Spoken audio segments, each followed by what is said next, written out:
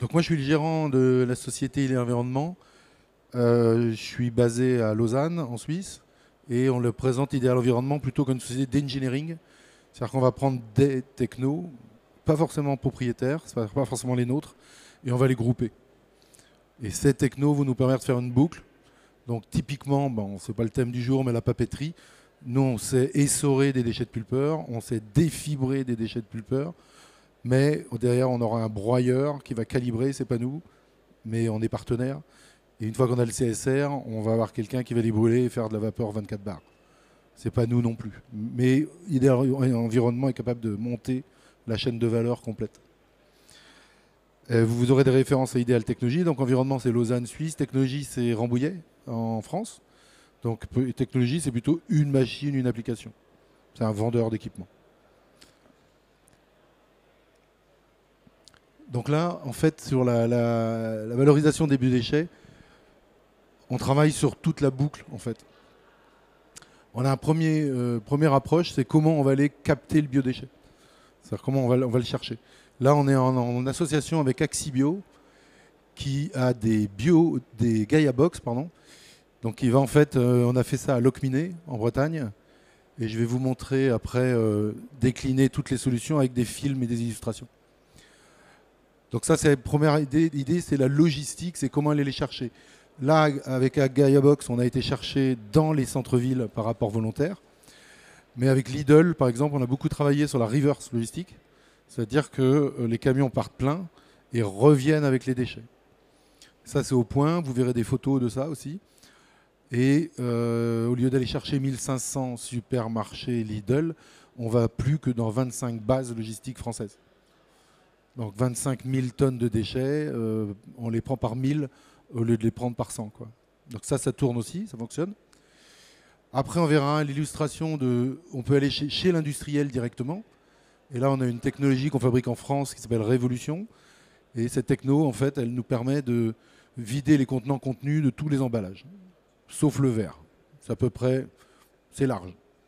On passera un tour par une machine qu'on a développée pour une marque de fast-food qui s'appelle Biomel. Là, c'est pour les organiques non emballés et les préparer sur site en vue de les pomper et de les valoriser. Donc il y aura une planche, il y a des planches sur chacun, hein. Reverse logistique, je viens d'en parler, c'est des choses qu'on a fait avec Lidl pour la grande distribution. Et après, tri-séparation, là on a des biodéconditionneurs, on est là. Et ces biodéconditionneurs sont des machines qui prennent l'organique emballé, vrac, mélange. Et là pareil, vous aurez un film, on est leader mondiaux de cette application. Là je suis agent, c'est une société qui s'appelle, j'aurais dû mettre Mavitech.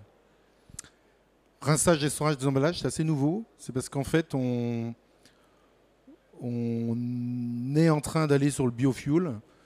C'est-à-dire qu'on a envoyé nos premiers échantillons sur des usines espagnoles de transformation du plastique en huile pyrolytique, ou en mazout ou fuel, enfin, vous l'appelez comme vous voulez.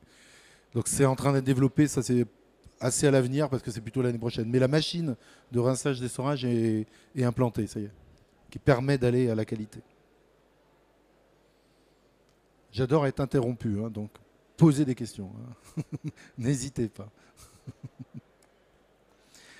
Donc la technologie, la première chose qu'on a historiquement, moi j'ai démarré en 2003, à fabriquer ces machines au Mans en France, et on prend tout emballage qui est liquide pâteux, donc là on est dans les eaux minérales, on est chez Evian, on est chez Danone, on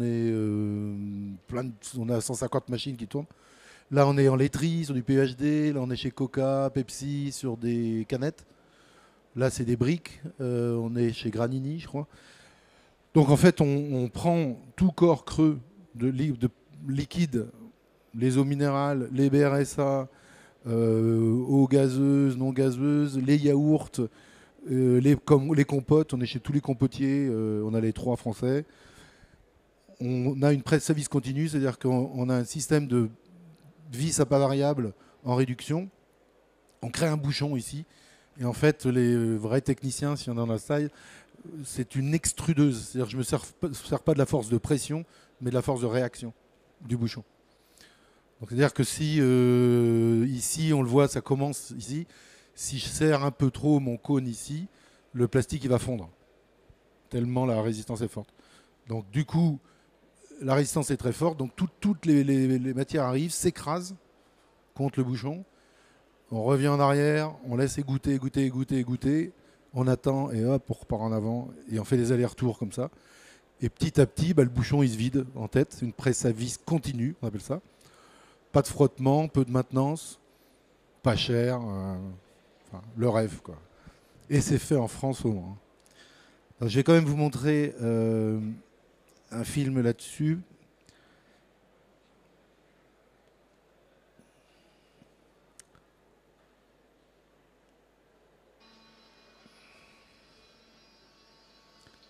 Là, on est chez Coca-Cola à Sox, plus grande usine, je crois que c'est la plus grande d'Europe.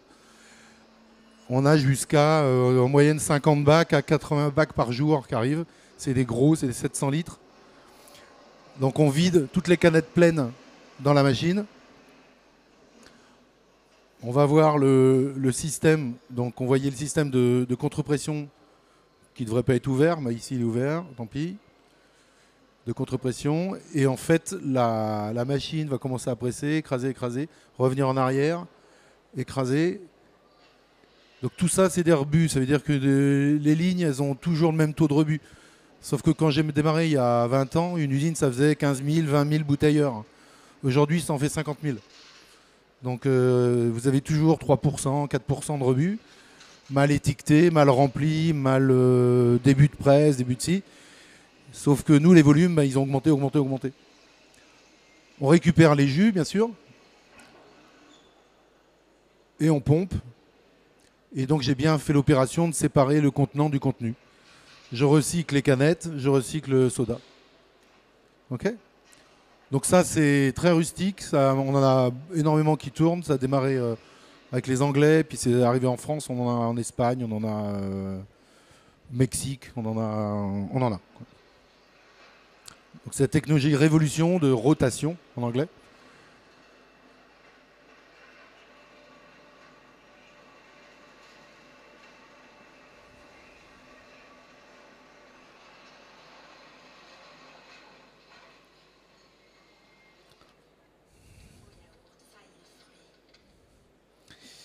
Je vais revenir. Donc chaque fois, je vous montrerai des petites illustrations comme ça.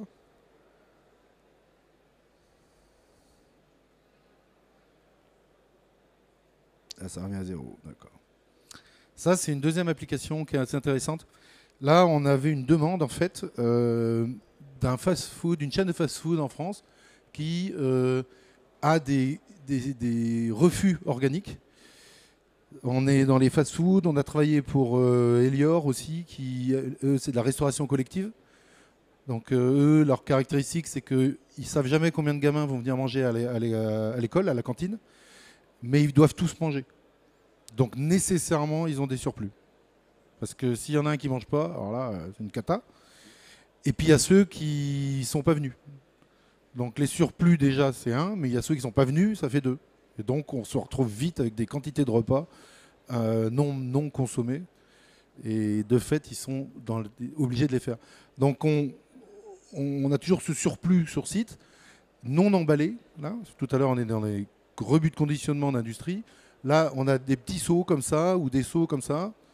Et on trouve ces chutés partout. Donc chez Elior, il y en avait un peu partout. C'est chuté sur le quai de déchargement. C'est chuté en cuisine, bien sûr. C'est chuté. Il y a un peu de chute partout.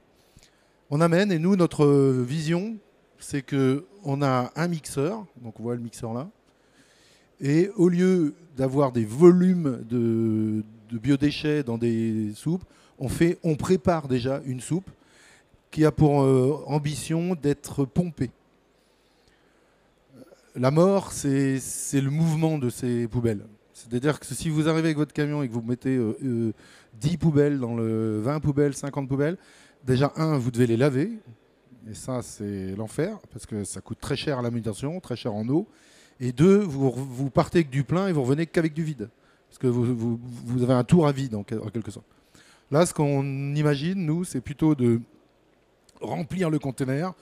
J'ai un modem ici, une sonde de niveau. Le modem m'appelle en disant « Attention, il faut passer ». Et mon camion, il fait la tournée, quoi.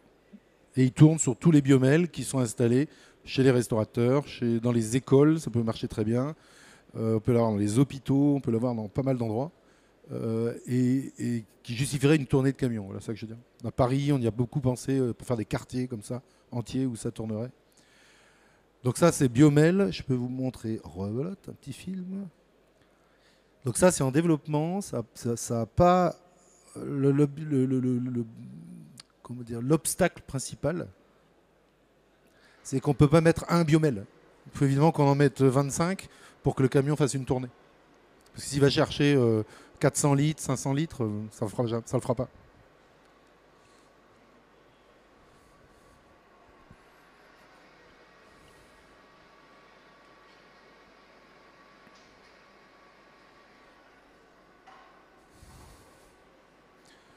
Donc là, typiquement, on voit, il y a des jus, il y a des légumes.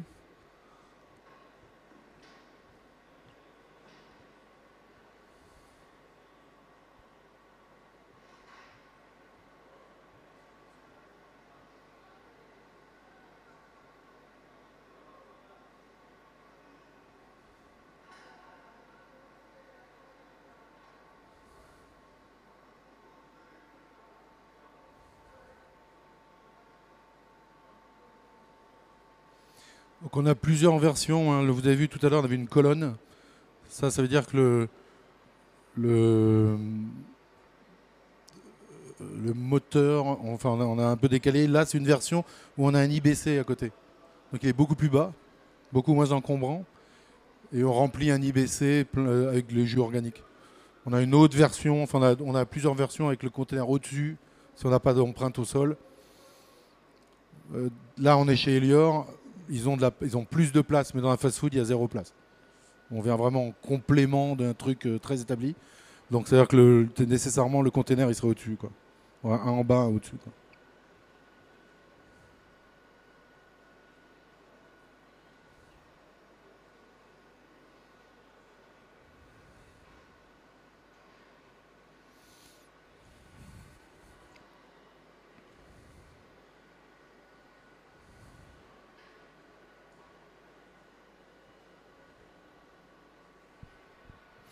Donc, en développement, je pense que ce marché viendra avec les obligations d'aller collecter en centre-ville, les épercentes, nous, ce qu'on appelle, et d'éviter la rotation des seaux.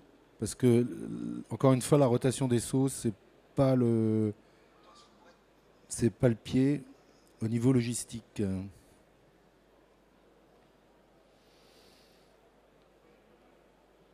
Là, on est sur une autre application. Ah, chaque fois. Donc ça, c'est un biodéconditionneur. Donc on a deux versions. On a une petite version, une grande version. Ici, ce qui est intéressant avec celui-là, c'est l'implantation qu'on a fait à Locminé. C'est ce que j'explique en Locminé 56. Là, on va sur l'apport volontaire de matière organique. Donc il y a à la caisse la poubelle jaune qui est censée être les emballages, le carton, le verre. Bah maintenant, il y a une caisse organique. Donc le maire de Locminé a mis ça et c'est de l'apport volontaire. Donc a priori, poubelle, ordures ménagères, moins 30%, c'est à peu près les chiffres admis. Vous allez retirer un tiers du volume d'ordures ménagères puisqu'il sera amené à l'apport volontaire. Et on ramène ça sur une plateforme qu'on va voir là.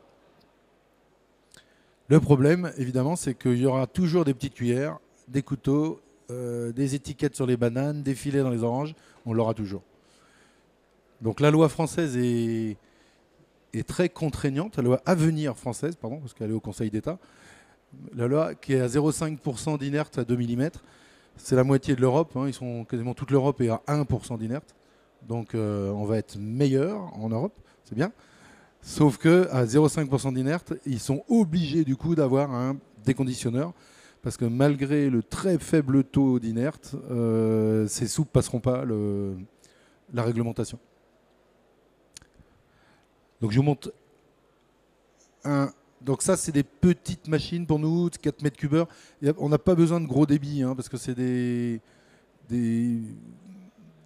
volumes. Il n'y a pas grand-chose à trier, si je résume. Il y a quelques pourcentages d'inerte à trier.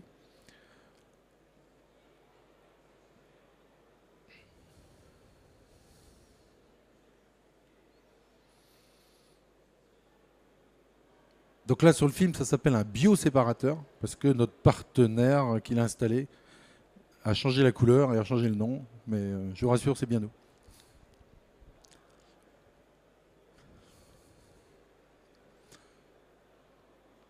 Donc voilà les caisses qu'il reçoit.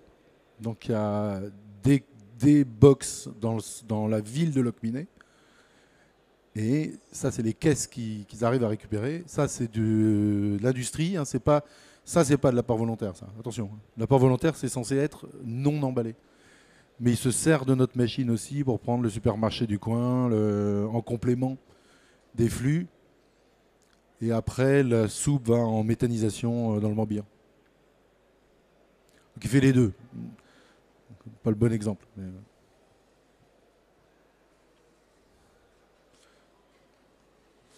Ah, mais il y a beaucoup de vrac quand même. Hein. Ouais.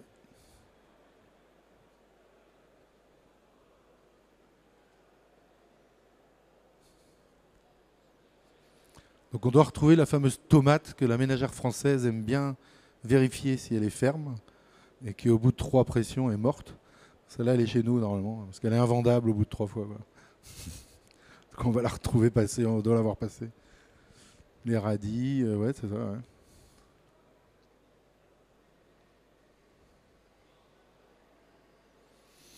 Donc là, c'est le principe technique. Il y a eu la préhistoire. Ah, c'est moi.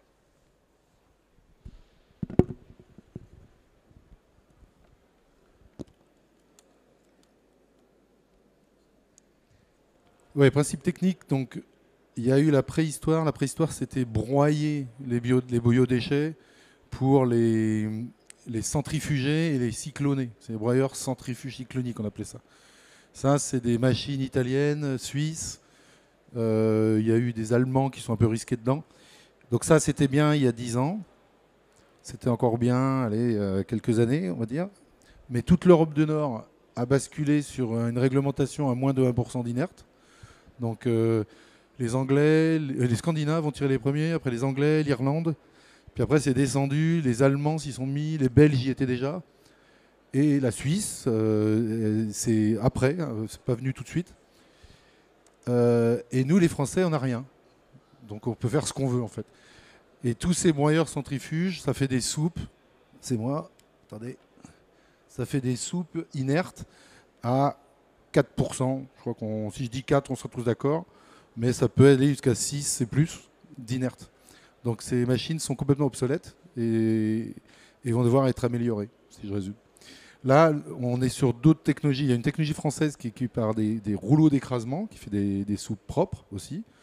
Nous, on est sur un déconditionneur à pales. C'est-à-dire qu'en fait, on a un axe avec des pales rotatives. C'est comme si on mettait un coup de raquette au produit.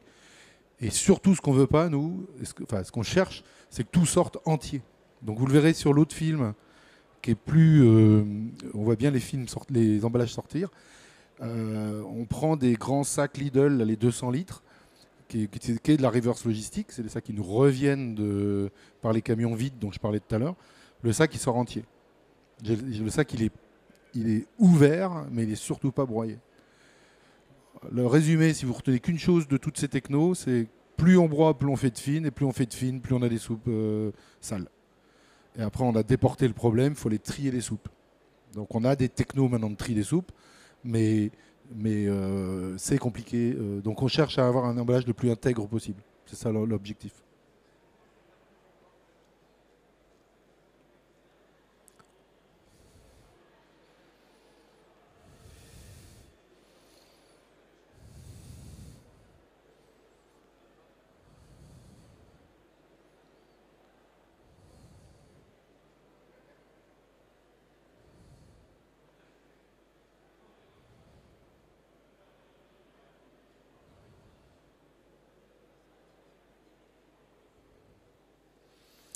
Ça, c'est les fameuses soupes qui valent de l'or, puisque bien sûr, ça fait du biogaz.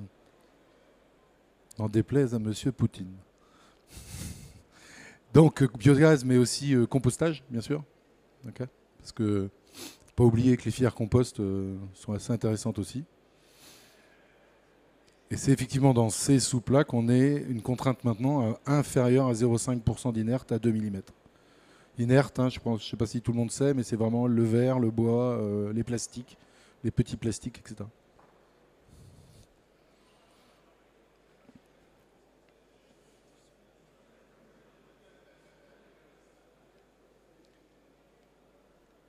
Là, on va terminer avec le biodéconditionneur. Donc ça, c'est vraiment la machine du moment. On en est leader mondiaux puisqu'on a plus de 120 lignes installées maintenant. C'est en progression constante. J'en ai vendu une hier, mais toute l'autre équipe est à Hanovre. Ils ont vendu au Canada hier. C'est en train d'exploser en fait sur cette technologie. C'est rustique. C'est pas très compliqué à opérer. Enfin, je peux que la défendre.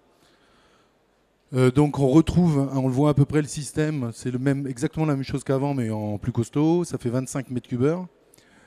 Vraiment, on a monté un système de vente. Donc moi, je suis Suisse, France, Espagne, et puis je suis un peu en train de descendre Nord-Afrique là.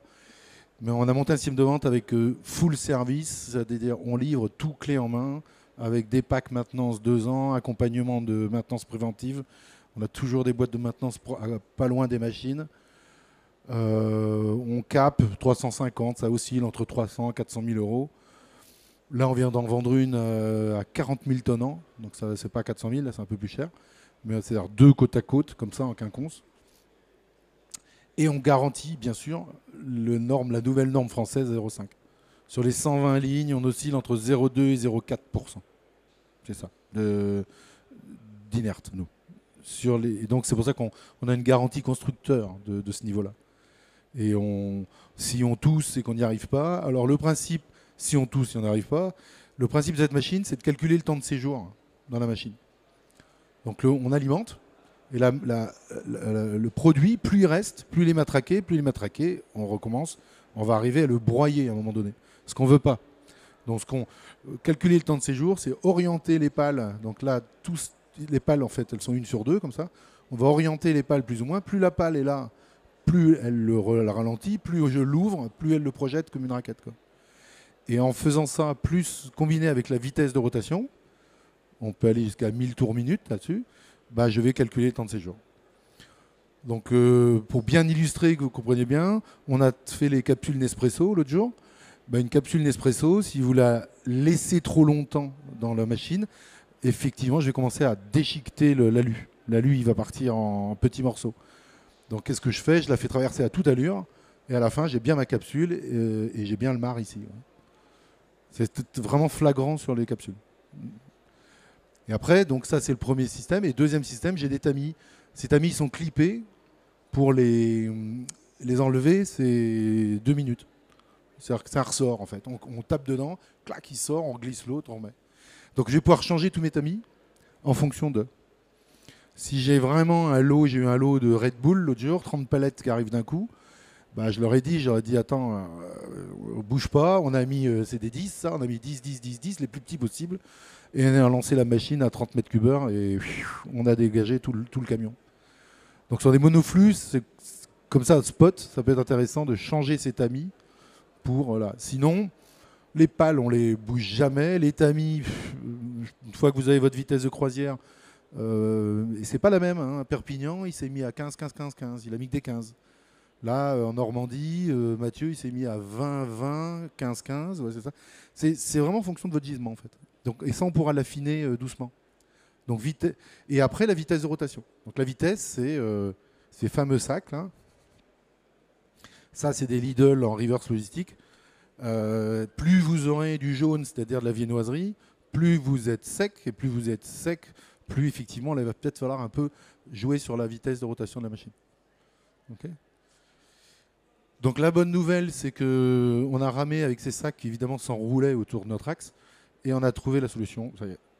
Donc on a inventé un système qui se monte sur l'axe de notre vis, là, et qui évite l'enroulement des sacs dorénavant. Donc on sait prendre ces fameux sacs qui, j'espère, vont... Enfin, le système, bon, Aldi vient de s'y mettre déjà, ça y est. Donc j'espère que ça va être diffusé partout, parce que là, on a tout le gisement de la grande distribution. Donc je répète, hein, je rappelle ce que j'ai dit, c'est les camions partent pleins, les fourreaux sont pliés avec les sacs en fond du camion, donc ils ne prennent pas du plancher. Le plancher de livraison, il coûte cher, hein, c'est ça quand même le coût. Mais comme le camion revient vide, ben, il revient avec ces fameux sacs pleins, protégés, et c'est là qu'on les traite et on ramène tout sur les bases logistiques. L'objectif, ce serait ça. Ramener tous les 1200 hyper français sur les bases logistiques, et nous, on vient collecter les bases. Enfin, nous, les prestataires logistiques viennent collecter les bases. Et ça, nous, on peut prendre vraiment tout. Donc là, il y a 1 million de tonnes. On cherche où sont des tonnes, et pas cher. C'est pas des tonnes très chères, c'est pas le casino du centre de Paris, quoi. C'est des tonnes sur des bases logistiques dans toute la France, quoi. Et Lidl, c'est 1000 tonnes par base, quand même. 25 bases. Ça commence à faire des volumes, quoi. Donc là, je répète, on est en fort développement là-dessus. On est en train, on est carrément en standard. C'est-à-dire qu'on ne cherche plus trop des projets spéciaux. On a une ligne standard. Donc là, on est chez Mavitech. Donc c'est mon fournisseur hollandais. Mavitech, c'est une société d'équarrissage. Ça c'est les équarrisseurs. Alors j'ai le mauvais t-shirt aujourd'hui. Donc il y a plusieurs divisions. Équarrissage, green energy. Donc moi je suis un green energy, donc normalement je devrais être en vert, voilà, comme ça. Et puis après il y a pyrogazéification. Et puis il y a une autre division qui est en train de sortir sur les fermes d'insectes. Donc Mavitech équarrissage, c'est 600 usines dans le monde. Et nous, comme je l'ai rappelé, c'est 120 pour l'instant. Camarades, pourquoi j'ai plus de son? Je ne sais pas. Parce que c'est intéressant ce qu'il dit.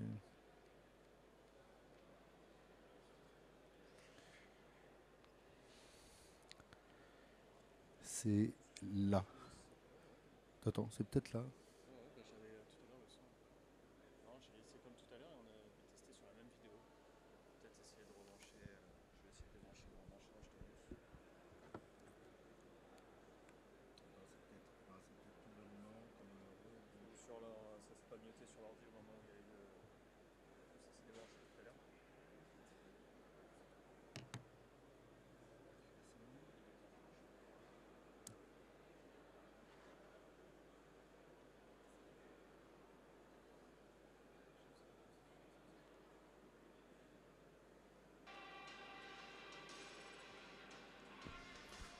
J'aime les techniciens, j'aime les techniciens.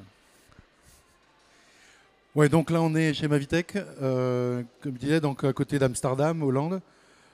Toutes nos lignes sont en pièces détachées là-haut. Donc ça c'est le côté SAV. Donc, et là on arrive en Normandie.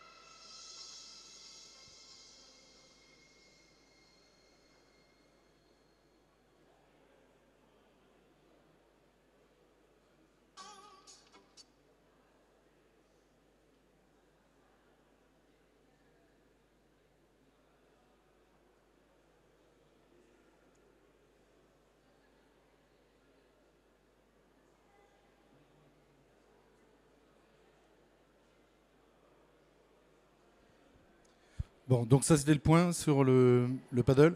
Donc c'est une machine, oui, qui, je veux dire, va combiner la partie technique qui est très agricole, c'est un abattoir agricole, hein, je ne vais pas vous la vendre à l'envers, mais on a fait une machine complètement ouverte. Donc vous avez accès à tout. Je pense que je vends des machines depuis 20 ans. C'est pas une black box qu'on appelle chez nous. C'est-à-dire que cette machine, elle est hyper accessible. Elle s'ouvre complètement comme un papillon, autant d'un côté que de l'autre. C'est prise en main, exploitation aisée, gros débit, 25 mètres cubes heure, pas cher, parce que par rapport au marché, on est un petit peu en dessous même. Bon, on a un peu tendance à remonter nos prix actuellement. Quoi dire d'autre? Version inox, donc ça c'est une version acier, ou une version toute inox maintenant, qui nous a été imposée par les équarrisseurs d'ailleurs. Et 120 lignes de début du salon, donc on doit en être à 122, parce qu'on a fait une hier et deux hier. Donc, donc c'est qualité de soupe assez facilement contrôlable. On n'a pas eu d'accro pour l'instant. Les seules lignes qui dérivent sont des lignes qui sont mal exploitées, donc c'est un problème de formation de notre part, plutôt qu'un problème de machine. Donc ça, c'est une erreur chez nous. Euh, et encore une fois, on pourra prendre ces flux-là. Ça, pour moi, ils sont très très importants, très critiques, parce que ces flux-là, ils vont arriver, mais massivement. Massivement. Il faudrait juste convaincre la distribution française de le faire. Et je pense qu'on ne va pas les convaincre longtemps, ils vont devoir le faire. Enfin, donc nous, nos marchés, c'est ça, c'est les IA, les industries agroalimentaires, la grande distribution. Là, on a vendu 3 dans les agriculteurs méthaniseurs. Donc ça, c'est Mathieu C, SEA Montauroux, là, c'est un agriculteur méthaniseur. On a fait Xavier de Trégor, ça c'est dans le 22. Là, on a fait Champfleury dans le 35. Et on est en train d'en signer Julien, si j'oublie, dans Vicart, c'est Agriflandre, 59. Donc on est rentré chez les agriculteurs, le méthaniseur, et c'est une population qui m'intéresse vraiment, ça. Parce que c'est des gens consciencieux, ils sont très respectueux des bécanes déjà, ils travaillent bien sur la techno. Et puis bien sûr, je vous invite à attaquer quand même mes 36 000 clients. C'est-à-dire qu'en janvier 2024, normalement, chaque commune est censée avoir une filière de matière organique. Donc j'attends avec impatience mes 36 000 clients, quoi. Donc, et on les a en vision, c'est-à-dire qu'on pourra les faire avec Axibio, c'est Axibio, mais c'est Gaia Box, qu'ils arrivent chez nous, on aura les sacs, enfin, tout est un peu en train d'essayer de s'organiser. Et il faut des logisticiens maintenant. Des gens de la logistique ont des petits camions, bicompartiments, enfin, etc. Ça, faut que ça arrive aussi dans la culture pour aller chercher les hypercentres, ce qu'on appelle les choses comme ça.